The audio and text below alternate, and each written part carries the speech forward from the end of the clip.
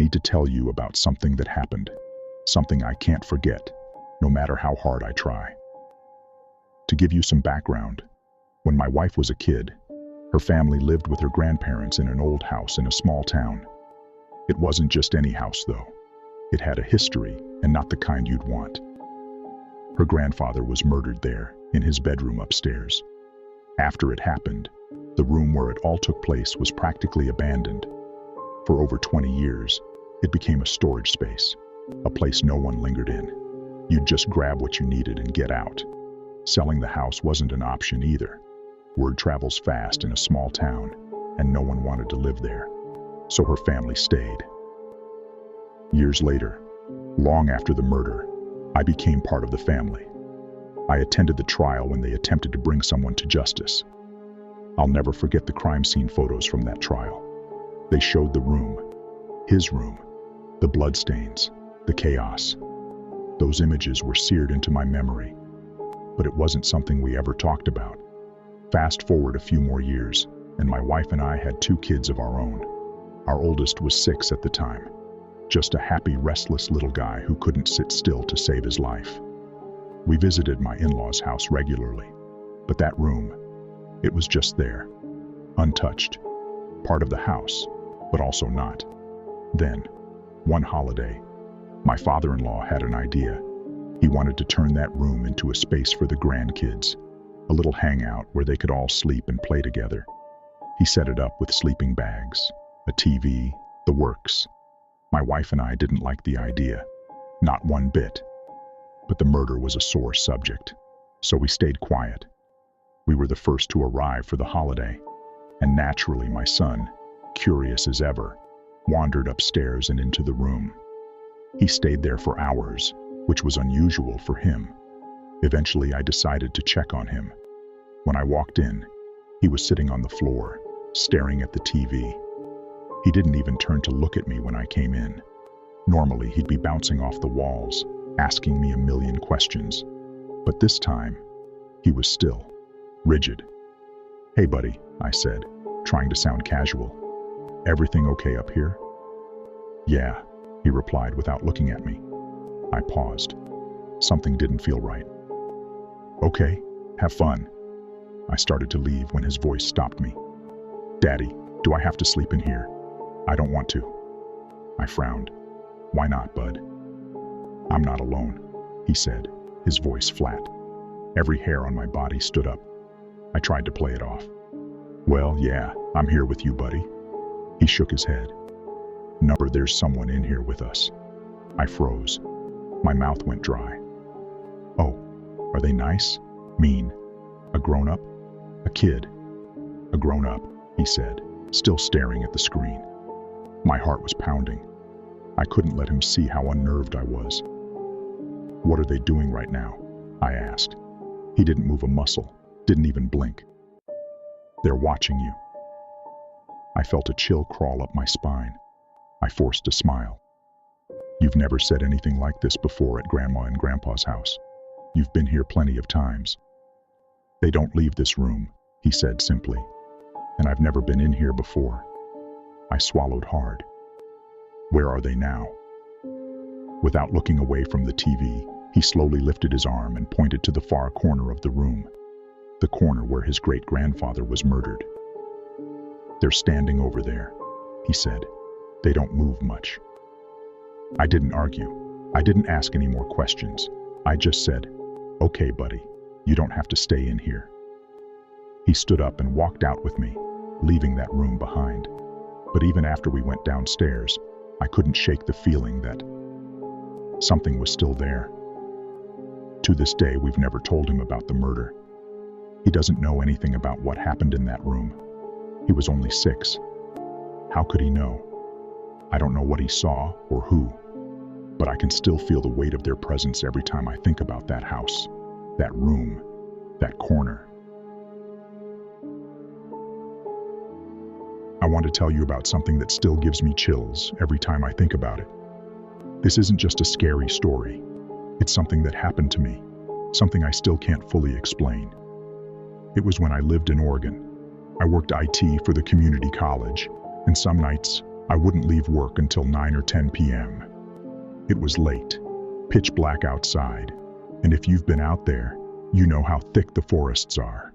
Trees and underbrush that just swallow any light. That night, like every other, I started my drive home. I went through town and eventually hit the highway that leads from Lincoln City to Corvallis. If you've been on that stretch, you know how isolated it feels. Just miles of dense forest, no lights, no people, no anything. It's beautiful in the daytime but terrifying at night. After about 45 minutes, I reached this steep hill where the road splits into 2 lanes. I was driving my tiny car, basically a lawnmower with a roof, and I was accelerating to make it up the incline. That's when I noticed something moving near the guardrail. At first I thought, oh, it's a deer, no big deal, just slow down. I'm used to that out there, wild animals everywhere. And with how dark it was, I was extra cautious. I didn't want to slam into anything. But as I got closer, I saw feet, white shoes, walking along the side of the road. Now, if you're from Oregon, you know there's a big homelessness problem. So I thought maybe it was someone hitchhiking. It was weird, sure, but not completely out of the ordinary. Still, it was late, and something about it felt wrong. I slowed down to about 65, keeping my eyes on those feet. And then, before I even had time to process it, this man darted out in front of my car. I slammed on my brakes. Hard. My car spun sideways into the opposite lane, skidding at 60 miles per hour. Everything happened so fast, but I swear, in those few seconds, I saw him clearly. He was wearing a red plaid shirt, and he ran right at me. I'll never forget what happened next. My car came to a stop, and he was there, leaning on the hood of my car, staring directly at me. I can't even explain the fear I felt. It wasn't just terror. It was primal. My headlights were on him, but it was like they didn't even touch him. His body, his face. It wasn't just shadowy. It was nothing. A void. A blackness so deep it felt like it was swallowing the light. And then, in an instant, he was gone. Just gone. I sat there in the middle of the road, completely frozen. My hands were shaking so badly I couldn't grip the steering wheel. I thought I had killed someone. I thought I was losing my mind. Eventually, I forced myself to move. I floored it, speeding away from the scene, my heart pounding. I called my husband, crying and screaming, telling him I'd just hit a man, but he disappeared. I didn't stop, and I didn't go back. Illegal, I know. But I was too scared. When I got home, I checked my car, expecting dents or blood or something. But there was nothing. No damage, no handprints, nothing to show that anyone had been there. I didn't sleep that night. The next day at work, I couldn't stop thinking about what happened. I decided to look up deaths on that highway, and that's when I found it. A man had died there, rolled his truck with his wife and child inside. All 3 of them died. His name was in the article, so I searched for him online. The first thing that came up was a memorial Facebook page. His profile picture? He was wearing a red plaid shirt, but that's not even the worst part. A few weeks later, I worked up the courage to drive that stretch of highway again, and when I got to the spot, where I'd slammed on my brakes, where I'd seen that man, I noticed something tied to the guardrail. It was a moldy, weathered child's toy, a rabbit. I've never felt so certain that I was being watched. I don't drive that road at night anymore. And honestly, I don't think I ever will again. Something's wrong with that place. I just hope I wasn't close to joining whoever, or whatever, is trapped out there. Thanks for listening. Be careful out there. And if you ever find yourself driving alone on a dark highway, maybe don't look too closely at the shadows.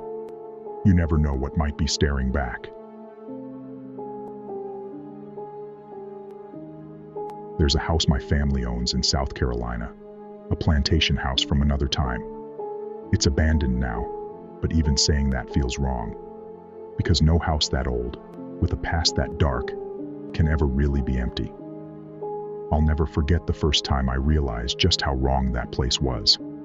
We were staying there for a family gathering, and late one night, we kept hearing something. From the second floor, it sounded like something heavy jumping off the bed, followed by the soft patter of footsteps.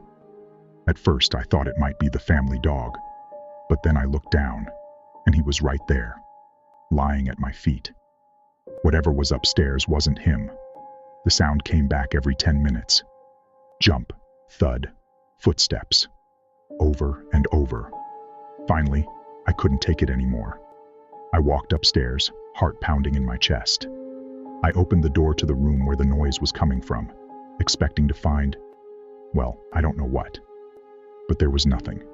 The room was still. Empty.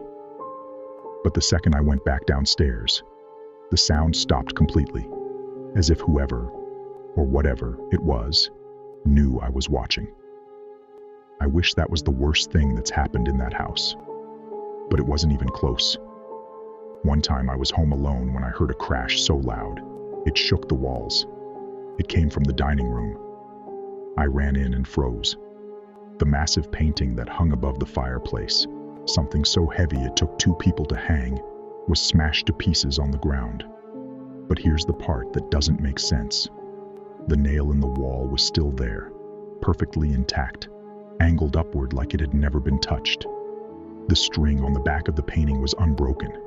There's no way that thing fell on its own. It was like something had yanked it down and slammed it. I panicked, thinking maybe there was someone in the house, so I called the cops. The officer who showed up was this huge guy, former football player, built like a brick wall. You'd think nothing could shake him, but as we searched the house, his hands were trembling. He even dropped his weapon. Twice. He didn't say much after that. He just left, got in his car, and sped off down the driveway like the devil himself was chasing him. But what haunts me the most happened in the master bedroom. I was sick, lying in bed, when I saw the closet door handle start to turn. Now this isn't some flimsy modern door. It's an old, heavy thing with a latch that grinds against the floor when it moves. But that night, it creaked open. Just a crack. I told myself I was imagining it. Maybe I was feverish. But when I woke up the next morning, the door was still open. The next day, something even worse happened. I was lying there, trying to rest, when I felt my right hand move. At first, I thought I was dreaming, but then it grabbed my throat. My own hand was choking me. I couldn't stop it. I had to use my left hand to pull it away, and for a few horrible moments, I wasn't sure I'd win. Eventually, I regained control, but the feeling didn't leave me. It was as if something in that room had been testing me, seeing how far it could push before I broke. And then there was the girl. She didn't scare me, at least not at first. She was just there. A young girl with blonde hair, wearing a pale blue dress.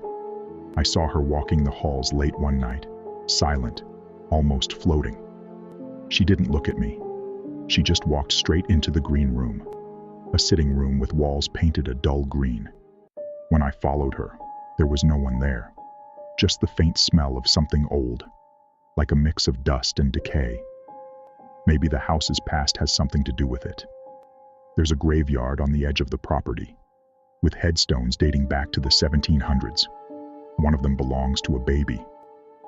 I've always wondered if that grave has anything to do with the girl in blue.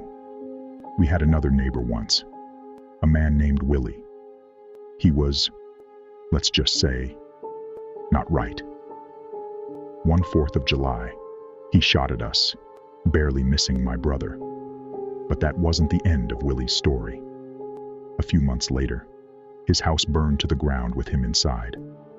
And sometimes I wonder if whatever haunts our house followed him home that night and decided he didn't belong there anymore. We don't go back to the plantation house now. It's just sitting there, rotting under the weight of its own history. I don't know if it's haunted by spirits, demons, or something else entirely. All I know is that place has a presence, a darkness that's alive. And once you feel it, once you know it's there, it stays with you.